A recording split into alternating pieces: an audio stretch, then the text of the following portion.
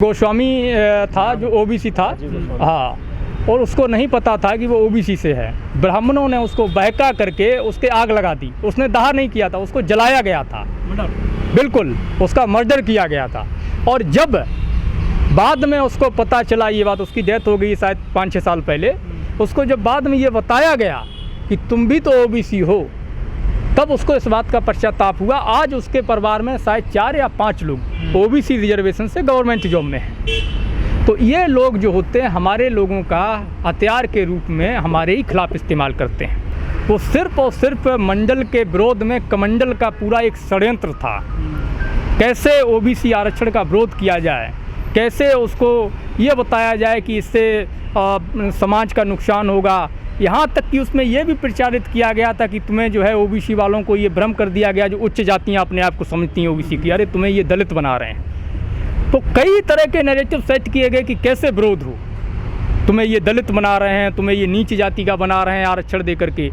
मैं नोएडा का आपको उदाहरण देता हूँ। उस समय के एमएलए थे, रिजर्वेशन के समर्थन में थे। उनके खुद के पुत्र ने ग्रेटर नोएडा में एक बस को आरक्षण के विरोध में एक बस को आग लगा दी, मंडल कमीशन के विरोध में, और जाकर अपने पिताजी को बताया कि पापा हमने जो है बस जला दी। हमारे गुजर समाज से ही थे, एमएलए का नाम नहीं लूँगा। उन्होंने उसको 4 चांटे लगाए। बोला क्यों तूने जलाई? बोला अरे वो हमें दलित बना रहे हैं आरक्षण देके। फिर उन्होंने उसको और पीटा, फिर उसको समझाया बेटा ये हमारे हक की लड़ाई है, तुम्हें बस जलानी नहीं है बल्कि आंदोलन के साथ खड़ा होना है।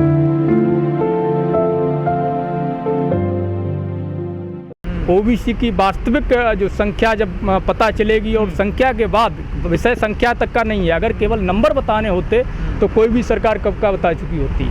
मसला ये है कि इसमें ये पोल खुल जाएगी कि किसकी संख्या कितनी है और किसको कितना हिस्सा बनना चाहिए थे, कौन किसका हिस्सा अधिक खा लिया है, किसको कम मिला है। इसके अलावा महिलाओं की स्थिति क्या है, जो महिलाएं हैं ओबीसी के अंदर या अन्य जातियों में, उनको कितना हक मिला हुआ है। आधी आबादी है देश की, उनकी शैक्षणिक स्थिति क्या है, उनकी सामाजिक स्थिति क्या है, वो जॉब में कितनी है, या किस तरह का जीवन स्तर है उनका। ये तमाम सारी चीज़, जाति जनगणना के पीछे केवल जाति का संख्या बताना नहीं है, इसके पीछे तमाम आंदोलन छुपे हुए हैं एक तरीके से, जिसको जोर दे के दबाए रखना चाहती है ये सरकार। और डर है कि जब ये सेंसस होगी तो न तो मंडल का पार्ट बल्कि मंडल का पार्ट 3 तो चालू होगा ही होगा, महिलाओं का एक अलग आंदोलन शुरू होगा, बेरोजगारों का आंदोलन शुरू होगा, और कुपोषण के खिलाफ, भुखमरी के खिलाफ भी आंदोलन शुरू हो जाएगा। देखिए गुर्जर लड़ रहा है और एक षड्यंत्र के तहत गुर्जर शब्द को हटाया गया था। ये स्वाभिमान की लड़ाई है और इस लड़ाई को अंजाम तक लड़ा जाएगा, चाहे गुर्जर सम्राट मिहिर भोज के नाम से उनके गुर्जर शब्द को हटाने का हो, चाहे एक पिछड़े वर्ग के मुख्यमंत्री के उसके कार्यकाल के ख़त्म होने के बाद एक अगड़े वर्ग के मुख्यमंत्री बनने पर उसको गंगाजल से धुलवाने का मसला हो, चाहे दलित वर्ग की हमारी जो बहन मायावती जो 4 बार मुख्यमंत्री रही, आयरन लेडी रही हैं, उनको दौलत की बेटी कहने का मामला हो, चाहे हमारे लोगों को नीच और तुच्छ जाति का कह के अपमानित करने का मामला हो, ये स्वाभिमान की लड़ाई है। देखिए यादव तो उस समय भी जागरूक हुआ था, मंडल की लड़ाई को आप पढ़ लीजिए, लेकिन उसके बाद क्या किया गया आप अगर देखेंगे, आज ये रूपा छोड़ दिया गया कि सबसे ज़्यादा यादव खा गया, इसलिए भी ज़रूरी है कास्ट सेंसस। लेकिन आप ये देखिए कि जब मंडल कमीशन लागू हुआ उससे पहले इस देश के अंदर कितने यादव मुख्यमंत्री बने और कितने एमपी एमएलए थे। अब आज देखिए मंडल कमीशन लागू होने के बाद आज की स्थिति में कितने एमपी एमएलए यादव हैं और कितने मुख्यमंत्री। आपको पता चल जाएगा कि मंडल कमीशन के लिए सबसे ज़्यादा बलिदान किसने दिया। लेकिन फिर भी आरोप लगते हैं कि सबसे ज़्यादा खा रहे हैं। तो इसीलिए ये लड़ाई है कि सेंसस कराइए, आंकड़े सार्वजनिक करिए। अगर यादव ज़्यादा खा रहा है तो सबसे पहले अनुज सिंह विद्रोही आवाज़ उठाएगा कि यादव आरक्षण छोड़ो। केवल एक मोरल ड्रामा।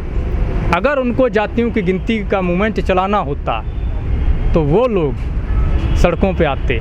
और मोदी जी के ये कह देने से कि हम सक्षम नहीं हैं, हल्फनामे के जवाब में हम सक्षम नहीं हैं जातियों की गिनती कराने में, ये लोग चुप नहीं बैठ जाते। इन्होंने थोड़ी सी फड़फड़ाहट इन्होंने की, उसके बाद तुरंत वोट बैंक का फ़ायदा देखते हुए इधर उधर देखा और बोले कि हम सत्ता में आएंगे करा दें। अब ये तो दुनिया के सबसे ज़्यादा पावरफुल 56 इंची प्रधानमंत्री सेल्फ मेड ओबीसी से पूछा जाना चाहिए। ये मैं तो नहीं बता सकता कि वो कैसे सक्षम नहीं है। अब दूसरी बात ये है कि इन नेताओं ने इन्होंने ये कह दिया, इन्होंने देखा कि भाई अब हमें वोट का फ़ायदा कैसे मिले, तो एक नया अपना छोड़ दिया, प्रचार कर दिया कि आप हमें सत्ता में लाओ, हम जब सत्ता में आएंगे सेंसस करा देंगे। क्या आप इस बात से एग्री करते हैं कि सत्ता जो केंद्र राज्य सरकारें हैं वो सेंसस कराने की ताकत रखती हैं, पावर रखती हैं? क्या संविधान ने अधिकार दिया है इनको? ये ज़मीन पे क्यों नहीं आ रहे, अपने कार्यकर्ताओं को सड़क पे क्यों नहीं उतार रहे हैं? समझना पड़ेगा इस चीज़ को। केवल एक ड्रामा था बस, और कुछ तो था नहीं। मैं अकेला होकर के अगर सड़क पे खड़ा हो सकता हूँ, आपके पास संसाधन हैं, व्यवस्थाएं हैं, हजारों नहीं बल्कि करोड़ों कार्यकर्ता हैं, लाखों करोड़ों, किसी के पास तो करोड़ों में है, किसी के पास लाखों में, 20 लाख हैं, 50 लाख हैं। उतार दीजिए एक दिन सड़कों पर, देखिए कल ही मोदी और घुटने के बल बैठ के जातिवाद जनगणना ना करा दी तो बात करना। मध्य प्रदेश की बात हो, चाहे राजस्थान की बात हो, चाहे छत्तीसगढ़ की बात हो, तीनों में ओबीसी मुख्यमंत्री लगभग रहे हैं, अभी भी हैं। मध्य प्रदेश के जो ओबीसी मुख्यमंत्री हैं और राजस्थान के जो ओबीसी मुख्यमंत्री हैं, एक उस पार्टी से हैं जिन्होंने मंडल का विरोध उनके प्रधानमंत्री ने सदन में किया था 3 घंटे तक, स्वर्गीय राजीव गांधी ने। उनके प्रथम प्रधानमंत्री ने आरक्षण जाति आधार पर लागू नहीं करना चाहते, हम इसके समर्थन में नहीं है, ऐसी चिट्ठियां लिख करके मुख्यमंत्रियों को भेजी थी नेहरू जी ने। ठीक है। दूसरा भाजपा से है, उसको तो केवल हिंदू राष्ट्र चाहिए, उसको किसी को अधिकार नहीं देना है, चंद जातियों को केवल सारे अधिकार, सारे संसाधन देने हैं, उसको पिछड़ों का वोट लेना है, दलितों का वोट लेना है, ना तो उनको सुरक्षा मुहैया करानी है, ना रोजगार मुहैया कराने हैं, ना उनको अधिकार देने हैं, ना उनकी गिनती करानी है। उनको उनकी आर्थिक, सामाजिक, शैक्षणिक स्थिति से कोई लेना देना नहीं है। हम सवाल कर रहे हैं, कांग्रेस और भाजपा हमारी दुश्मन है, और मैं दुश्मन से कभी सवाल नहीं करता हूँ, दुश्मन से हमेशा मैं लड़ने के मूड में रहता हूँ। सपा, बसपा, राजद, जेएमएम या जो भी ओबीसी, एससी, एसटी लीडरशिप की पार्टियां हैं, ये हमारे लोग हैं और अपने लोगों से हमेशा सवाल किए जाते हैं, उनकी आलोचना भी की जाती है, उनके साथ भी खड़ा हुआ जाता है। सवाल कभी भी दुश्मन से नहीं किया जाता है, अपनों से किया जाता है।